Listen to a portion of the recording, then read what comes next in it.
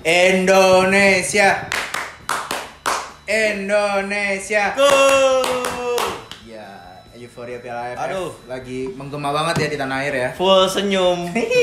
Full merah. Khusus timnas dong nih kita ke kantor. Iya, timnas. Ada yang masuk gua. Tetangga. Iya, tetangga masuk gua. Mungkin di peta udah nggak ada itu.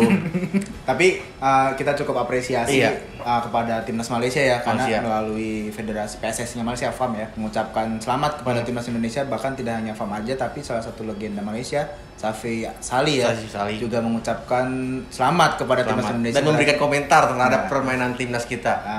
Emang komentarnya gimana nih? Safi Salih mengakui bang dengan kemenangan kita kan, dia juga menarik ucapannya yang sempat Menjadi kontroversi ya. kontroversi yang mungkin memandang Indonesia dengan sebelah mata. Dia waktu itu prediksinya gimana? Indonesia nggak lolos. Indonesia nggak lolos, dia yang lolos adalah Vietnam dan Malaysia. Malaysia. Tapi malah yang terjadi justru sebaliknya. Iya. Indonesia keluar sebagai juara grup neraka. Bukan senjata makan tuan, senjata makan Malaysia.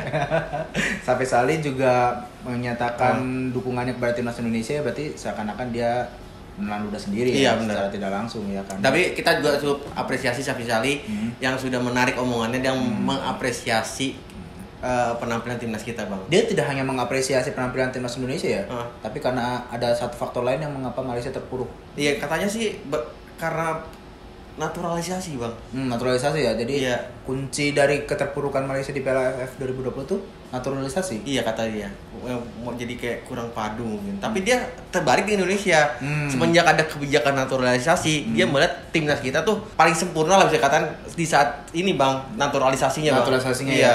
Karena kalau kita lihat naturalisasi Sukses kita lah bukan tuh sempurna sukses. Sukses ya.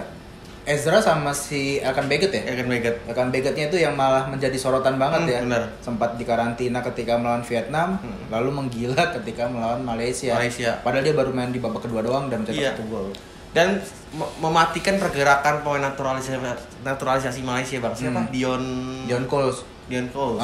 Dia memenangkan duel udara ya, katanya memenangkan duel udara. Terus juga ketika timnas Indonesia diserang melalui sepak pojok, maksudnya Dion Coles tuh tidak berdaya ketika dihadapkan sama Elkan Baggett. Katanya sih seperti itu. Cuma kan kita melihat Elkan Baggett baru bermain di babak kedua, sedangkan Dion Coles itu sudah bermain sejak babak pertama hingga laga usai. Iya. Dion Coles sendiri apa ya? Katanya tuh bisa menjadi senjata makan tuan, kata mantan pemain Malaysia. Gue lupa namanya siapa, tapi bisa kalian cari sendiri. Mantan pemain Malaysia ini bilang Dion Coles itu bisa menjadi senjata makan tuan untuk Malaysia ya. Dan itu terbukti benar adanya. Jadi dia tuh datang dari Denmark ya. Dia kan main di klub Liga Denmark. Terus habis itu datang ke Singapura untuk bermain melawan timnas Indonesia saja. Jadi dia masih kurang adaptasi di Singapura. Cuacanya juga ya gimana lah, Eropa sama Asia Tenggara kan berbeda jauh.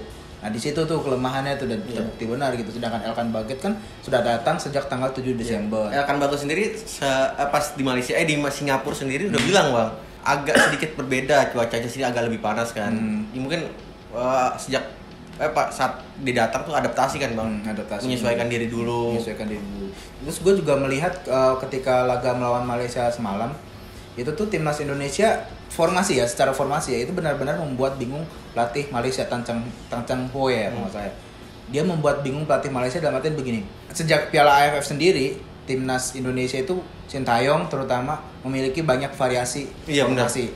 Gonta-ganti. Ketika melawan Laos dan Kamboja, Sintayong menerapkan formasi 4-3-3. Ketika melawan Vietnam yang dengan menyadari kekuatan Vietnam secara menyeluruh, kekuatannya merata, timnas Indonesia bermain full defensif 5-4-1. Dan ketika melawan Malaysia, formasinya beda lagi, 4-4-2, bukan 4-3-3 atau 5-4-1.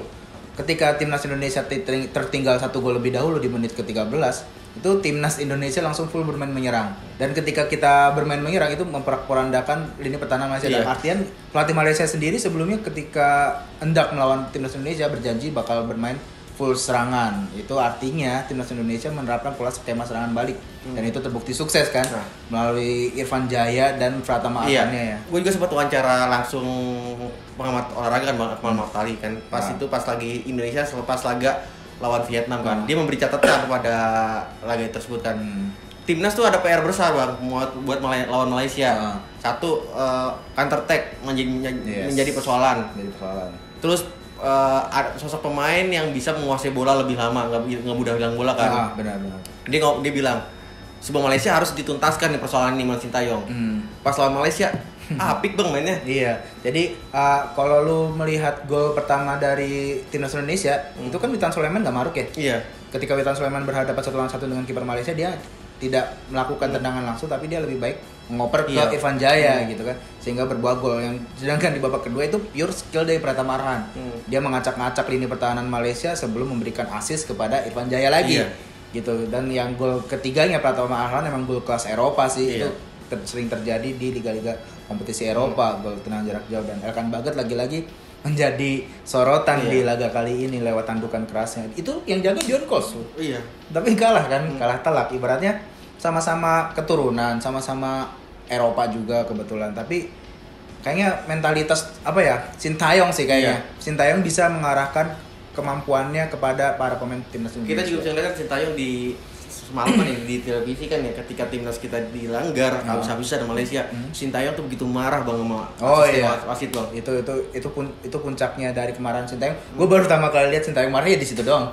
Itu dia pun bilang dia tuh nggak bakal duduk selama 90 menit kan.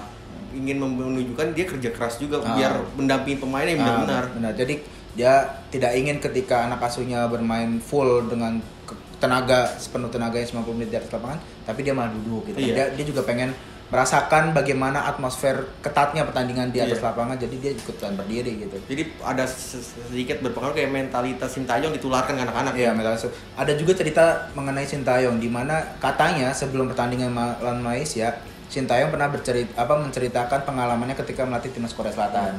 Ketika itu timnas Korea Selatan sempat tertinggal 0-1 saat melawan Jepang.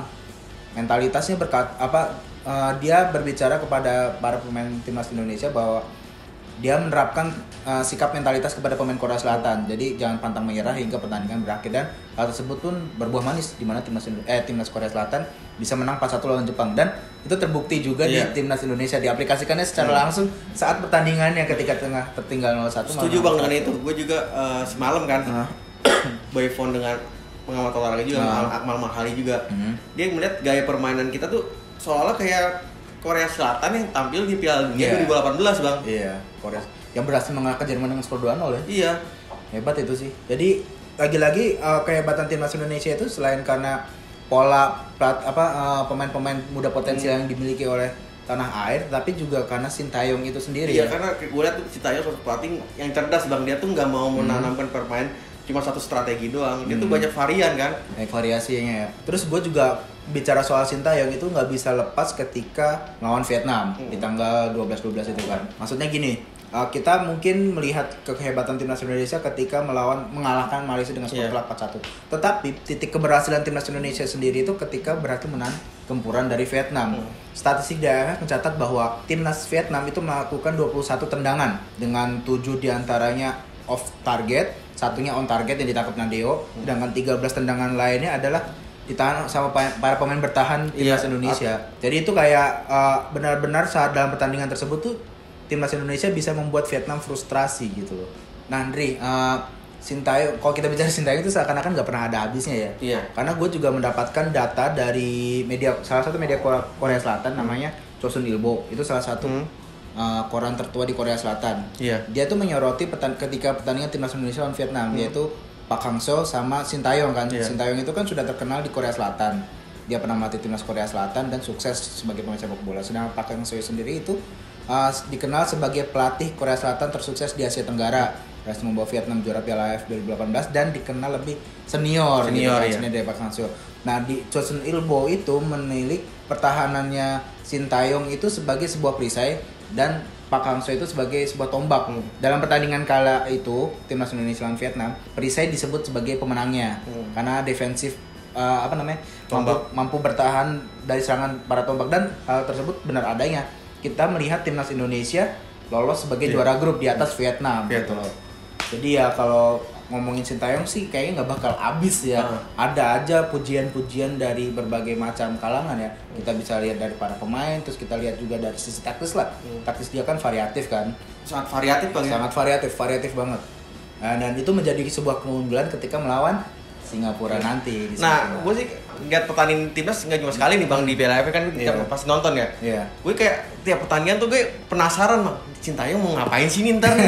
Jadi nggak cuma musuh aja yang bingung ya. Soalnya kalau gue sering nonton Liga 1 kan. Nah, kalau gue lihat pertandingan Liga 1, gue udah prediksi yang bakal pemain utama ya dia.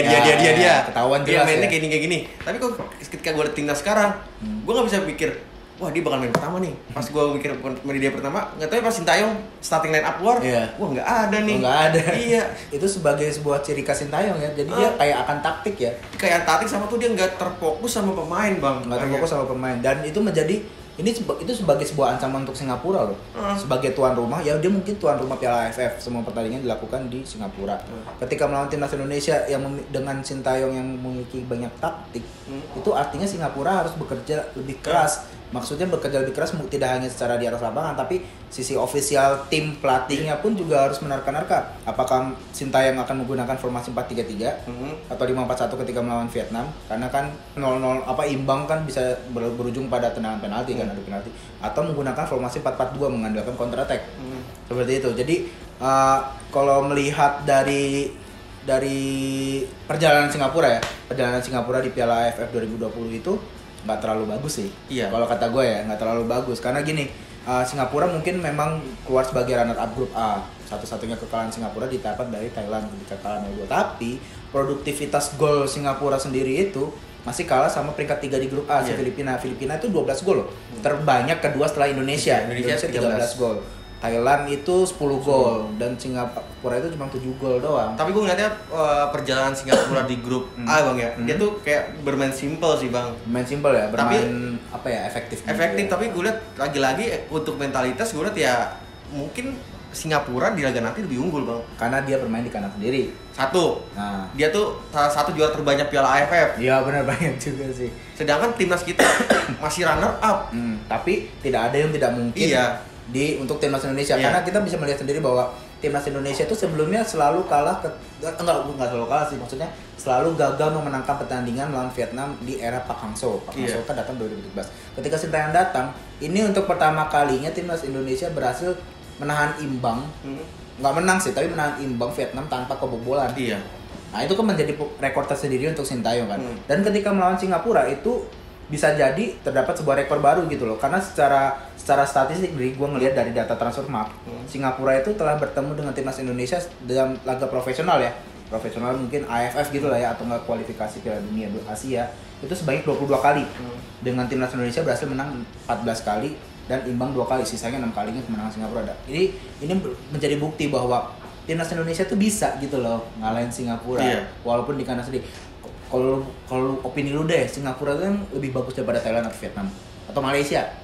Gue kalau menurut gue Singapura setara Malaysia lah. Setara Malaysia kan? Iya. Kalau lu lihat dari daftar top skornya sendiri, Malaysia tuh dipegang sama si Fandi, Iksan Fandi dengan 2 gol ya. Karena gue bilang kalau ketika timnas Indonesia sama Malaysia bertanding bang, emosionalnya beda bang. Emosionalnya beda emang. Beda ketika timnas Indonesia lawan Singapura. Iya. Kalau gue melihat ketika timnas Indonesia melawan Singapura itu lebih ke arah taktis sih. Kalau kita bicara soal taktis, gue percaya 100% sama Sintayong.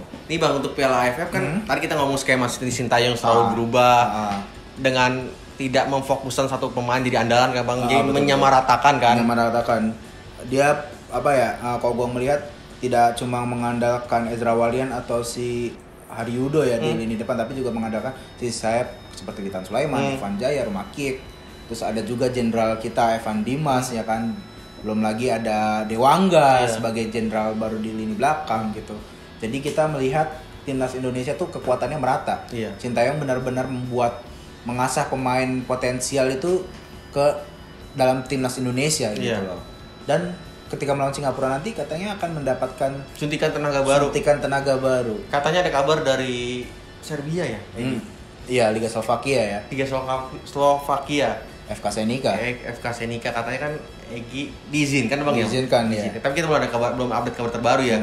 Karena kan kebetulan juga Liga Slovakia di tanggal 22 Desember itu kan leg pertama 22 Desember ya? Iya. 22 Desember dan 25 Desember. 22 Desember itu FK Senica sudah mengizinkan Egy Maulana Fikri untuk membela timnas Indonesia di Piala AFF. Dan ini menjadi sebuah variasi baru ya. Iya, mungkin jadi amunisi sih buat Sintayong kan. Betul. Apalagi kan Egy lagi on fire bang, di klubnya sendiri udah mencetak gol kan, dan dia baru-baru ini mendapatkan penghargaan gol terbaik di bulan November. Dan salah satu pemain terbaik FK Senica ya. FK Senica. Pemain terbaik Asia juga di Eropa pernah juga kan. mengalahkan Tomiyasu dari Arsenal karena. Tapi kalau menurut gue sendiri, kehadiran Egy Maulana Fikri itu bisa menjadi bukan gimana ya, tapi bisa menjadi sebuah blunder. Sama kayak kehadiran Dion Kuls. Paham kan maksud gue? Egy baru datang dari Eropa ke Singapura, cuacanya beda, kulturnya beda gitu kan. Terus ya mungkin dia sudah pernah bermain bersama timnas Indonesia saat ini ketika melawan Taiwan, tapi kan itu udah lama. Karena setelahnya Egy kembali ke FK Senika bermain dengan timnya di FK Senika, dan ketika kembali ke Piala AFF ya mungkin secara bahasa lebih bagus lah ya, secara lebih gampang komunikasinya, tetapi pola permainannya kan berbeda. Iya benar. Nah, jadi kalau menurut gua di leg pertama kemungkinan besar Egy Maulana Fikri belum dimainkan, atau mungkin dimainkan di babak kedua. Kayak akan banget lah ya ketika melawan Malaysia. Puncaknya adalah di hari Natal 25 Desember ketika melawan Singapura. Egy Maulana Fikri besar kemungkinan dimainkan sejak menit awal. Itu tergantung juga sih. Itu skema prediksi kita aja ya. Itu tergantung leg pertama gimana, apakah timnas Indonesia bisa menang dulu atau mungkin tertinggal ya, nanti kita nggak ada yang tahu lah ya Sintayong gimana formasinya. Hanya dia dan para pemain dia dengan Tuhan yang tahu bang. Iya, Sintayong tuh emang kayak taktik sih, gue suka. Iya. Dan gue berharap PSSI jangan terjadi kasus Luis Milla yang kedua. Iya. Maksudnya ya kita tahu kan Luis Milla benar-benar mendidik timnas Indonesia dari level terbawah gitu kan. Dia menyesuaikan gaya permainan tiki taka ala Spanyol dengan timnas Indonesia yang memang postur tubuhnya kurang lebih mirip gitu kan, tidak mengandalkan tinggi postur badan. Dan timnas kita sempat jadi sorotan. Dunia, gitu. Gue kalau lihat skema Sintayong saat ini, gue ingat wawancara tempo hari dengan Nur Alim bang. Kata Nur Alim kan dulu buat masuk ke timnas tuh sangat susah bang. Karena tuh dulu dia tuh Nur Alim sendiri kata, gue harus punya karakter dulu. Ketika gue punya karakter, gue baru bisa masuk timnas. Iya. Kata dia sekarang lebih mudah karena tuh pemain-pemain tuh yang masuk timnas bakal dibentuk. Jadi bukan terbentuk sendiri. Jadi timnas dibentuk. Jadi ketika pemainnya udah agak lebih mudah bisa masuk ke timnas, harus memanfaatkan. Dia harus memanfaatkan momentum itu, Bang. Jadi kayak mungkin ngambil ilmu sedalam-dalamnya dari Sintayong, terus mengembangkan potensinya sendiri, karena kan bisa berdampak ke individu juga kan, kayak dia nilai jual, dia, dan kedepannya juga pasti bakal dilirik banyak klub besar ya kalau bisa sukses dalam timnas Indonesia. Tapi Sintayong sendiri juga menerapkan pola latihan yang bak neraka kan. Bener. Ya kan, dia mengutamakan fisik dan fisik. Tapi hasilnya bagus kan. Iya. Pemain tidak banyak apa ibaratnya sih kalau kayak gini di tengah lapangan ngos-ngosan ibaratnya kayak gitu kan. Ya karena Sintayong gua udah tergambar sih bang, ketika mereka fisik pemain fit, dia memainkan skema apapun pemain siap betul. Ketika pemain langsung total bertahan ya bisa. Total menyerang bisa counter attack ya. Counter attack bisa. Jadi tuh counter attack kan mengutamakan kecepatan banget mungkin ya. Itu yang disiapin Sintayong kan. Lu oke dulu lah fisiknya, baru ntar gua kasih taktiknya nih. Kita untuk laga senior lagi-lagi kita tadi udah mengulik kekuatan Singapura kan bang, yang bisa main praktis, dan mentalita juara lebih kuat ketimbang timnas kita. Untuk segi kelemahan apa sih bang yang bisa kita curi nih bang di Malaysia? Di Malaysia dari Singapura. Dari Singapura ya. Kalau gua melihat top skor Singapura kan dipegang sama satu orang tuh, Iksan Fandi dengan 2 gol. Sedangkan timnas Indonesia ada Irfan Jaya kan dengan 3 gol. Tapi urusan top skor nggak terlalu mempengaruhi lah. Kita melihat top skor Piala AFF salah satunya kan Safavi Rashid Malaysia, tapi mereka nggak bisa berbuat banyak kan ketika melawan timnas Indonesia. Nah, Singapura itu mirip sama timnas Indonesia dari segi mencetak gol, dalam artian kekuatannya merata. Jadi mungkin di timnas Indonesia ada Irfan Jaya, di sana ada Iksan Fandi. Tetapi dari formasi Singapura tuh lebih lemah dibanding Indonesia. Monoton karena timnas ya lagi-lagi kekuatan kehebatan Sintayong itu adalah punya taktik banyak gitu. Ketika Singapura gue melihat hanya menerapkan 2 formasi, 4-1-4-1 dan 4-3-3, udah itu doang. Dan itu bukan sebuah formasi bertahan sih. Dalam artian gini, itu bisa ketahuan Singapura akan bermain menyerang. Ibaratnya kayak gitu kan dengan 4-1-4-1. 4-3-3 pun demikian, walaupun bisa dalam formasi diamond sih 4-3-3 kan. Sedikit bertahan tapi tidak full bertahan. Nah, ini bisa diantisipasi sama Sintayong untuk mengalahkannya 4-1-4-1 seperti apa dan 4-3-3 seperti apa. Dia juga bisa melihat pertandingan ketika Singapura lawan Thailand yang kalah 0-2. Nah, itu bisa dimodifikasi lah, amati tiru modifikasi APM gitu. Jadi Ya untuk gua melihatnya tuh kelemahan Singapura tuh itu miskin taktik. Miskin taktik ya. Kalau lu sendiri gimana melihatnya? Gue setuju sih bang sama lu miskin taktik kan. Tadi gue bilang Singapura tuh terlalu main praktis bang. Terlalu main praktis ya, jadi kayak ya ketahuan banget lah ya. Ya mungkin gitu. Sintayong udah mengantongi kekuatan Singapura bang. Kalaupun misalnya Singapura tertinggal, timnas Indonesia sempat tertinggal 0-1 kayak ketika melawan Malaysia, jangan sampai mental mereka down. Karena kali ini yang lawan yang mereka hadapi adalah tuan rumah. Iya, tuan rumah. Dukungan dari tuan rumah pastinya sangat besar dan sangat mempengaruhi atmosfer di atas lapangan. Ya catatan untuk Sintayong sendiri menguatkan lini belakang meskipun ada kabakut ke bang, karena lawan Malaysia kita kebobolan. Kebobolan lebih awal. Dan kalau lu mau tahu itu kan kebobolannya ya karena bukan kesalahan back ya, tapi kesalahan salah satu penyerang sayap kita si Irfan Jaya dalam membersihkan bola gitu kan. Dia nendang bola, dapatnya pemain Malaysia langsung dihajar aja gitu dari kotak penalti dan gol. Nah, dalam hal ini mungkin Sintayong bisa menerapkan bagaimana sih caranya membuang bola dengan baik dan benar. Nah, bukan clearance lah ya, jangan sapu bersihnya bagaimana jangan ada bagus gitu. Kesalahan mendasar yang malah jadi berujung membahayakan bang. Karena gue percaya dari lini pertahanan timnas Indonesia yang benar-benar lini pertahanan ya, back dan gelandang bertahan itu udah bagus. Hanya saja ya mungkin striker sayap atau striker ketika membantu bertahan lakukan clearance sapu bersih, melakukan blunder ya itu wajar karena kan mereka memang tidak disuruh untuk melakukan hal tersebut. Nah, satu lagi nih bang, jangan di atas angin bang, meskipun kita telah bantai Malaysia. Ya, kita harus tetap merendah ya. Tetap merendah. Karena itu adalah kunci. Ketabahan dan merendah, jangan terlalu sombong itu bisa menjadi kunci. Soalnya dari ajang Piala AFF kita bisa ngelihat bang timnas kita gimana kita jadi unggul. Di Uber kayak mungkin ada kesan meremehkan ya. Jadi ya gue harap sabar aja lah ya. Sabar aja jangan terlalu meremehkan dan semoga kali ini kita bisa juara ya. Apa lagi? Iya, kita beri kado kan bang di akhir tahun bang. Iya, kado. Di awal tahun ya. Di awal tahun 2022. Ya, kalau gitu itu aja sih ya prediksi kita sejauh ini ya. Evaluasi timnas Indonesia di dua laga terakhir dan prediksi kita ketika melawan Singapura. Kalau menurut lu gimana deh lawan Singapura? Secara agregat deh, agregat gua 2-1 bang. Seri di awal, 2-1 di akhir. Sering 0-0 seringnya. Iya 0-0 dan 2-1 akhirnya. 2-1 akhirnya. Kalau menurut gue timnas Indonesia bisa menang 3-1. 3-1.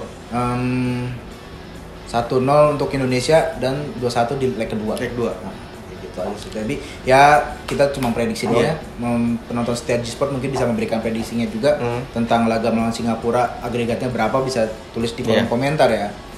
Kalau gitu gue Bayu. Gue Andri. Salam G-Sport.